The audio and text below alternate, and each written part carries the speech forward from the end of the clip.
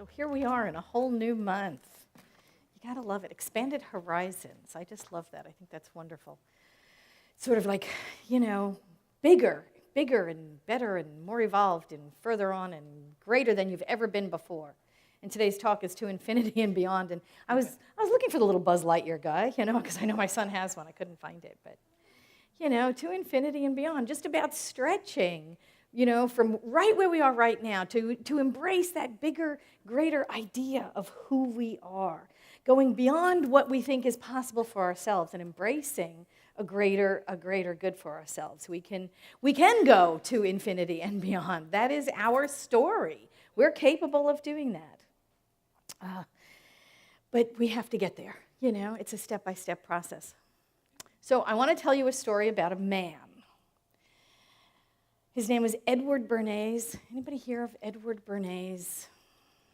It's an Austrian-American gentleman who came to the United States as a child, graduated Cornell University, went to work for Woodrow Wilson's administration. And he was involved in public relations. And he was in a group, a think tank kind of group. And he was the one who coined the phrase, making the world safe for democracy. And it was a way to rally the country to get us into World War I. And it worked. We were latecomers to the party, but we got there nonetheless. Now, the interesting thing about that was Wilson invited him to Paris when they were signing the peace treaty there.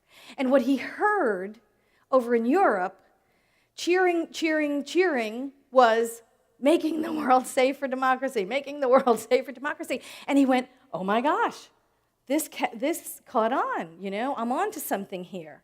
It was a big seller. He was a hit, He got it. In order to sell to people, you have to attach it to the feelings and not necessarily just the thoughts. You had to sell the underlying feeling of the thing in order to create that need. And he got it. Now, he may have thought that up all by himself, or maybe he got it from his uncle. Uncle Sigmund. Yeah, Dr. Freud was his uncle. And Dr. Freud sent him the book before it was published. Hey, how about this? Whip a little psychoanalysis on you. Okay, so appealing to the psyche, appealing to the shadow nature, kind of in his bloodstream, and that's what he did. So in 1923, he was working as a consultant to the tobacco industry. And cigarette smoking for women at that time was basically a big no-no. It was like spitting in public. Women were just not allowed to do it. And in New York, it was a parade. I don't remember if it was Easter parade or the Thanksgiving parade or something. He hired a whole bunch of women models to walk in the parade, and at one time, they all lit up cigarettes and they all smoked as they were walking down the parade so that everybody in the whole world could see these women smoking in public. No, they weren't cigarettes. What did he call them? He called them torches of freedom. Gotta love that, right? Torches of freedom. Women had the power, woohoo! They could smoke in public. The result? Cigarette sales to women just exploded. We all know how that goes, and then we all know the end of that story, right? COPD, congestive heart failure, emphysema, whatever. The thing is, he appealed to that underlying thing. Torches of freedom. Anyway. Cigarette sales for women exploded. And from that point on, women felt free to smoke in public. And, that whole 4 out of 5 experts agree, you've heard that on every single commercial. To this day, we hear that. 4 out of 5 experts agree. 4 out of 5 doctors, dentists, whatever. That was his too. He decided if you bring in a third party that has nothing to do with the product that you're trying to sell, but they endorse it, it lends legitimacy to the product. That was his idea. Bring in the experts. You know what else was his? Fluoridated water. How about that?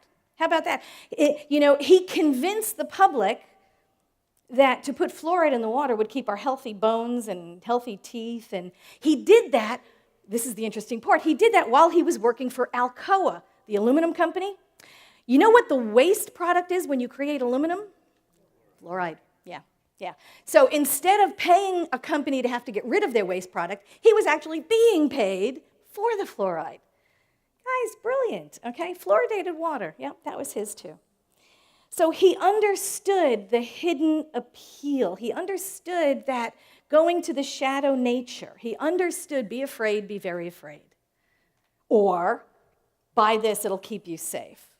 And he actually had a term for it. He called it the engineering of consent. Oh, don't you love that? The engineering of consent. And he went on to say, he wrote a book called Propaganda in 1928. And he went on to say this. He said, the conscious and intelligent manipulation of the organized habits and opinions of the masses is an important element in a democratic society. Those who manipulate this unseen mechanism of society constitute the invisible government, which is the true ruling power in our country. Ouch! So you see, we have this outpicturing of Edward Bernays' ideas to this day, don't we? We see his legacy around us all the time. We have to buy this or we have to get that. We see it in marketing, we see it in advertising, and we see it in politics. Oh, if we don't fight them over there, we'll have to fight them over here. Be afraid, be very afraid. You're not safe unless you do this or get that. Fear, fear, fear. The advertising and the market and industries, they know how to manipulate us by appealing to our false beliefs, to our fears, and to our hidden beliefs, our shadow side. And the way they can do this is because there's a part of us that believe we're broken. And they can fix us. They can fix us. They address our hidden feelings of not enoughness. And they exploit it. We're not pretty enough. We're not thin enough. We're not young enough. But there's something you can buy that'll help that. There's something you can get that'll fix that. They don't sell things, they sell image. They sell an image. We'll be more handsome, or we'll be sexier if we drive this car, or drink that beer, or own that condo. It appeals to our hidden self, those hidden beliefs that we have, the idea that we will somehow be better if we consume something, appeals to that underlying message that we are not okay, that we are not all right just the way we are. So creating a need means that we have that we are lacking something. We're lacking something that their product will address. Our entire country is built on the economy of consumerism. So they have to create the need in order to continue to sell us stuff. When we remember who we are and remember all the time, constantly, who we are and never forget, we would need for nothing. There would be nothing to fix. If we have self-love and self-acceptance, there's nothing there to fix. We wouldn't be consumers driven out of need. Now, that doesn't mean we'd never buy anything again. It just means we would do it with a different motivation. We would do it with a different idea. We would do what pleases us and not from a sense of need. So I'm doing the 40-Day Abundance book, John Randolph Price's. Does anybody do the little green book every now and then? Every now and then I have to remind myself because I forget. So I did the 40-Day Abundance book. Now I'm doing it again, another 40 days, because I didn't get it the first time, apparently. I don't know why. I'm doing it again. So, and the interesting thing is, I was reading, after reading about Edward Bernays, I was reading number 6 in the Abundance book, and it says this: my inner supply instantly and constantly takes on form and experience according to my needs and desires. And as the principle of supply in action, it is impossible for me to have any needs or unfulfilled desires. I love that. As the principle of supply in action, that is what we are. As the principle of supply in action, it is impossible for me to have any needs or unfulfilled desires. What a powerful, powerful statement that is. That is the truth of us. We are pure spirit. We are pure spirit, and we couldn't want for anything. Can you think of God like longing for something it does not have, that is not in its nature? No, and we are that. The spirit that resides within us comes, with all the extras. No add-ons. It comes with everything we need. The spirit within us, the truth of us, that seed of perfection that is nestled within us, it comes with everything. All the principles of life, all the principles of living, all of the love, all of the joy, all of the wisdom and the abundance, everything, the beauty and the balance, it comes fully equipped. And that's what we are. That is the truth of us. That is the truth of us. And here's where we always, well, maybe me, here's where I run astray, is I forget. I forget that. And I think I have to do it by myself, And really, honestly, I can't do a thing. I just can't. I spend most of my day just trying to get out of my own way. You know how that is, right? I mean, just trying to step aside to allow Spirit to do what it needs being done by me. And I'm not doing it. You're not doing it. Spirit is doing it. Spirit is living the life. Spirit is expressing as you. Spirit is experiencing life through you. That's really what's going on. There is this divine power and presence within us that is fully equipped. And the only reason we experience lack and need and want is because we can't get out of our own way. Because we cannot step aside for whatever reason. Our ego won't let us, or our conditioning won't let us, or our culture doesn't let us, whatever belief we want to pick. We stand in our own way. We are the ones who put the reins on Spirit. We're the ones who do it. Nobody does it to us.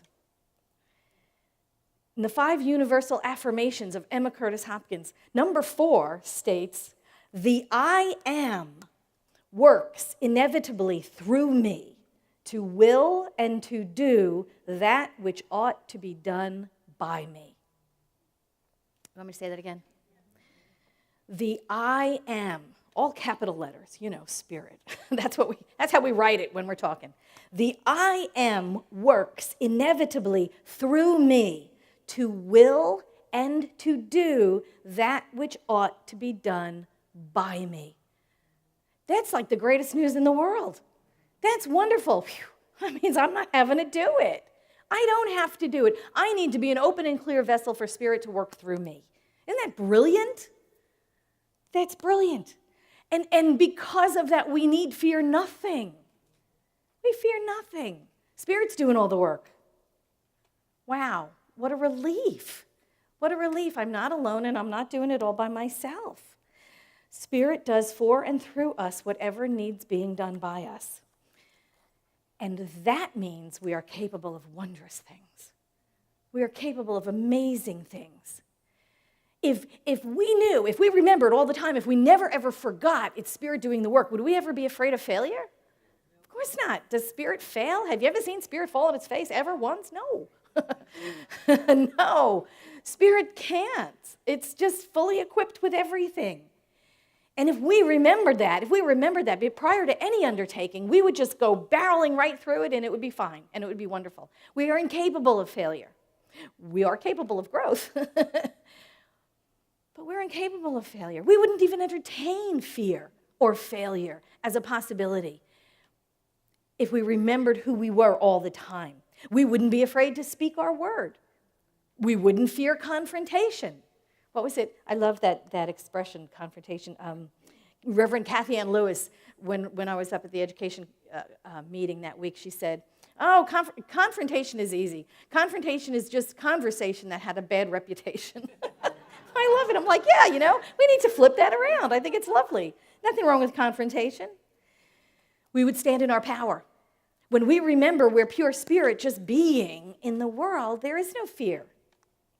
We would always go for it, whatever it is in the moment. Whatever your it is, what is your next it? What's your next goal? What's your next idea? What's your next passion?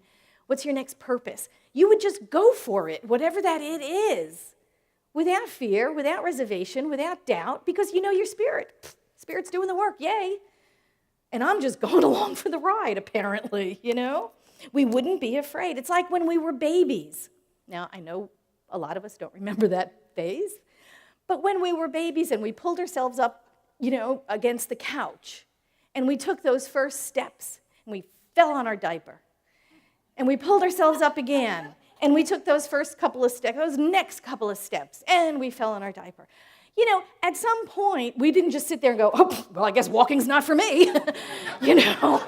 I'll just crawl through life, apparently, because I just can't do it. Everybody else can do it. I don't know what's wrong with me. I can't do it. No, we just kept standing up and kept doing it because there was nothing attached to it. There was nothing attached to it. We didn't make falling down mean anything about us. It was just something that happened. We fell down, we got back up, we pulled ourselves up again, we tried walking again, and we tried walking again and again until we got it. Until we got it. We didn't entertain fear or failure and make that mean something about us and then make it limit our next experience. When you let your experiences just be your experience, but you don't make it mean something about you, you're not failing anything. We just get up and try again. We just get up and try again. It is in us to walk. I mean, we got there, right? However many times we fell, we got there. It is in us to grow. It is in us to grow. It is in us to experience new things all the time. Spirit doesn't want you to be in your comfort zone. I mean, it's okay for a little while, but afterward, after a while, your comfort zone kind of gets boring, doesn't it? Or is it just me? We can just continue to do the things we're good at and then never stretch beyond that and never grow beyond that. But that expression about what's the difference between a rut and a grave is the depth. That's all. Okay? Just the depth. We're not here to do the safe thing. We're not here to do the same things we're really, really good at over and over and over and over again without growing. We're here to grow. We have to remember we are, like that Winnie the Pooh line. We're braver than we think, we're smarter than we think. We have to remember that. We are pure spirit experiencing something in a body. We must remember we're greater than we are. We're greater than we feel and think in any given moment. Those moments where we're afraid or we're down or we're depressed or we feel like we're alone or we're tired and exhausted, we have to remember right then and there the truth of who we are. We are spirit. Spirit's totally incapable of being wearied, being exhausted. We are, when we forget that we're pure spirit, we forget who we are. We forget where our power is really coming from. We think we're doing it all by ourselves. When in truth, Spirit is just operating through us. Spirit is just operating through us to the extent we're allowing it out into the world. And when we take the reins off God, we do amazing things. We just do amazing things. We can go to infinity and beyond. I love that. Infinity and beyond. And we're capable of those things. But in order to do those amazing things that life has put us here for, that life has incarnated into us for, in order to do those amazing things, we have to give up some things. We have to surrender some things to Spirit. In order to go to infinity and beyond, we have to give up some things. We have to give up playing small. We have to give up thinking we're our bodies. You're not your body. Are you your car? No, of course not. You have a car. Gets you around. And you know what? When it runs down, you get a new one. Same thing with your body. Same thing. You're not your body. You have a body. You drive around in it. You get around in it. It is your vehicle for expressing at this point in time on the earth. But you're not your body. So give up thinking you're a body. Give up thinking and playing small. Give up worry. You think God worries? Oh, God, is the sun going to come up today? Oh, no, I hope Pluto stays in its orbit. No, God does not worry about these things. God doesn't worry. We are spirit and form, but there's no need to worry. It all turns out, I can tell you the end of the book, because I go there all the time, right? It comes out okay. It all comes out all right. We have to give up something else. We have to give up complaining. Oh, I wouldn't talk hardly at all in my day if I have to give up complaining. I'd be so quiet. We have to give up complaining because all that is it keeps us as the victim. If we're complaining about something, even if it's the weather or the boss or the parents or the trip or the airplane industry or whatever it is, we're complaining, that means that we are at the effect of that thing. So who's got the power in that situation? Well, it's not us. I'll give you a hint. We are the victim in that complaining story. So we have to give up complaining. We have to give up thinking we're doing it by ourselves. And I know we are a country of, God only knows, we are rugged individualists. We cross the entire country in Conestoga wagons, aren't we great? Yeah, all that, I know.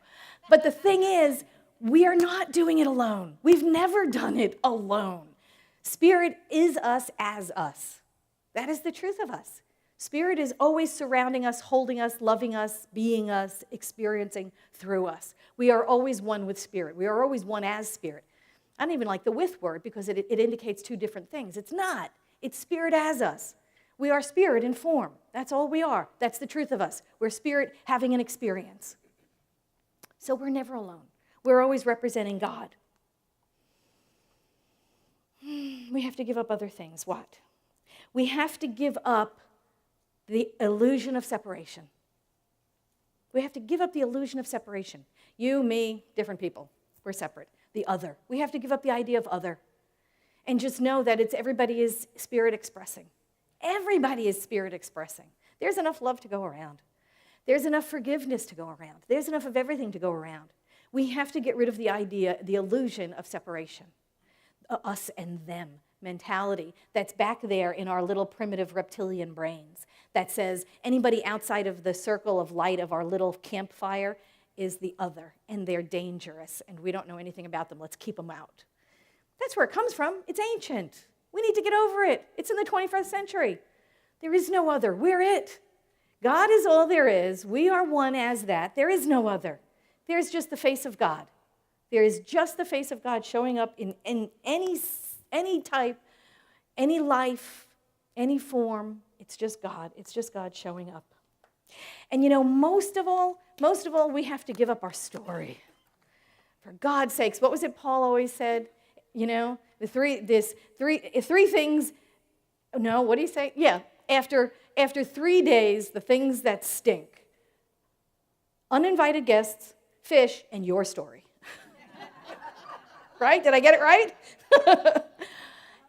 Give up the story. We create these things, these stories, these narratives about ourselves, and then what happens is they lock us into place.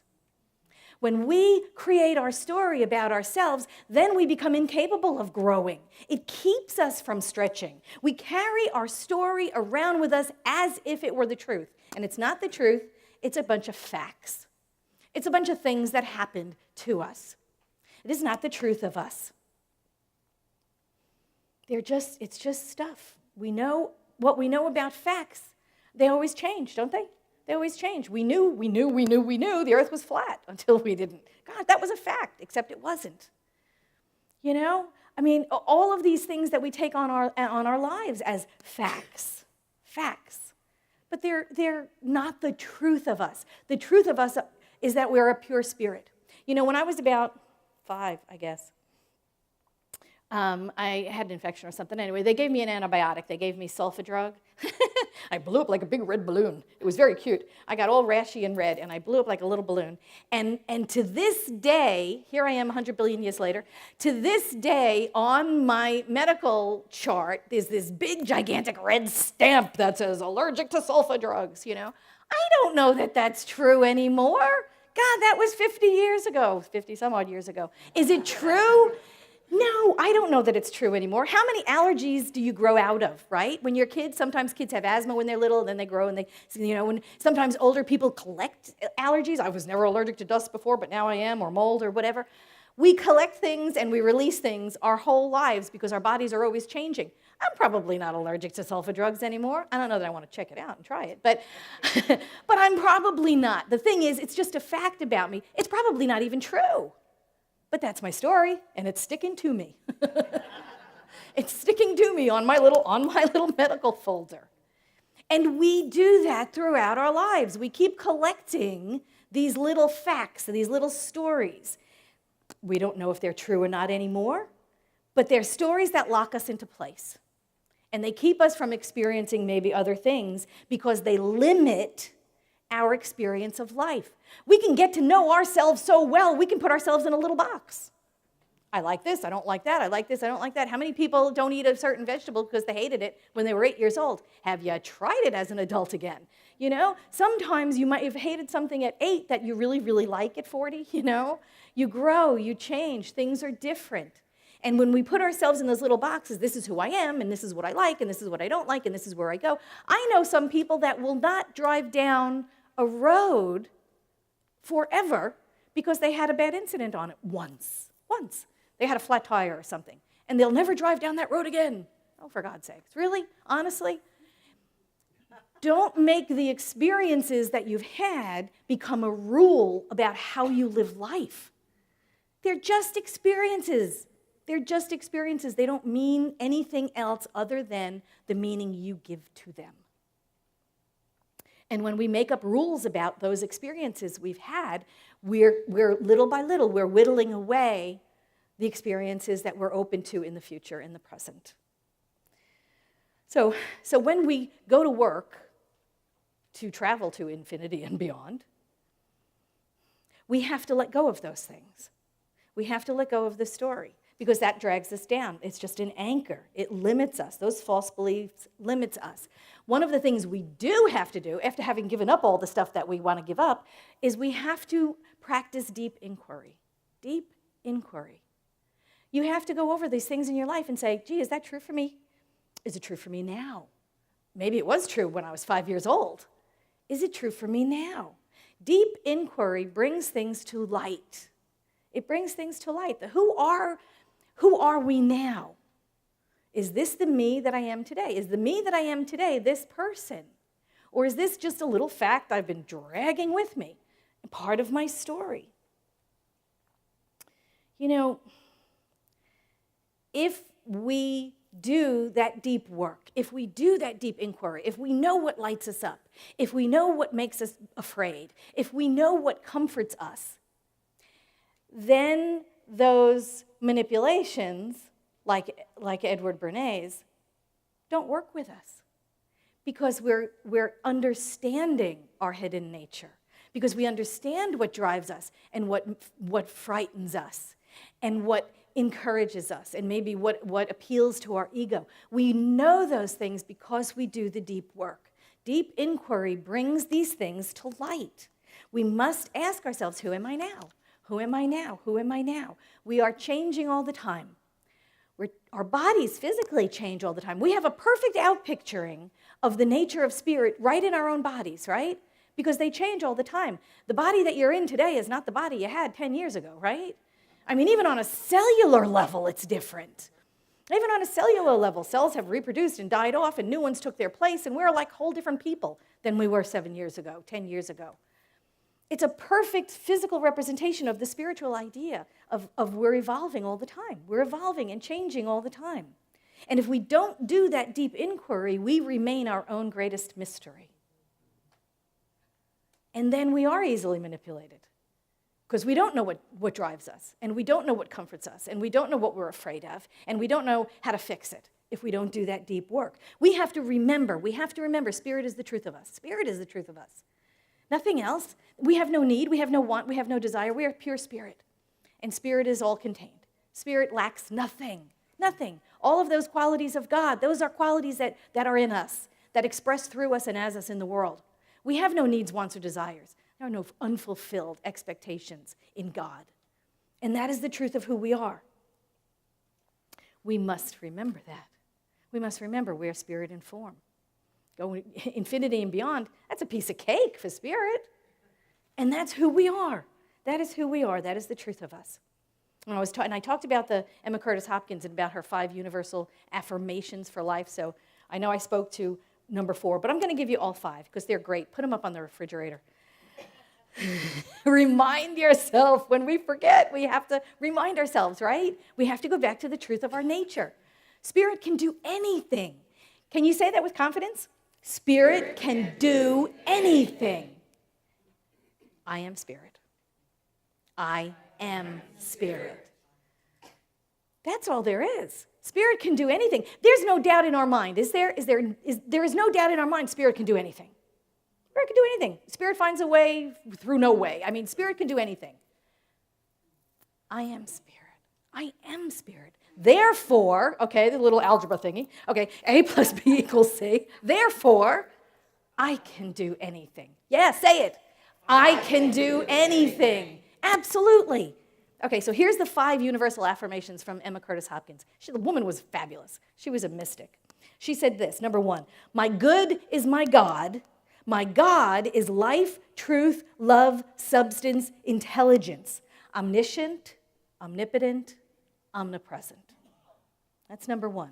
God is all there is. There is nothing else. Number 2, in God I live, move, and have my being. Number 3, I am spirit, mind, wisdom, strength, wholeness.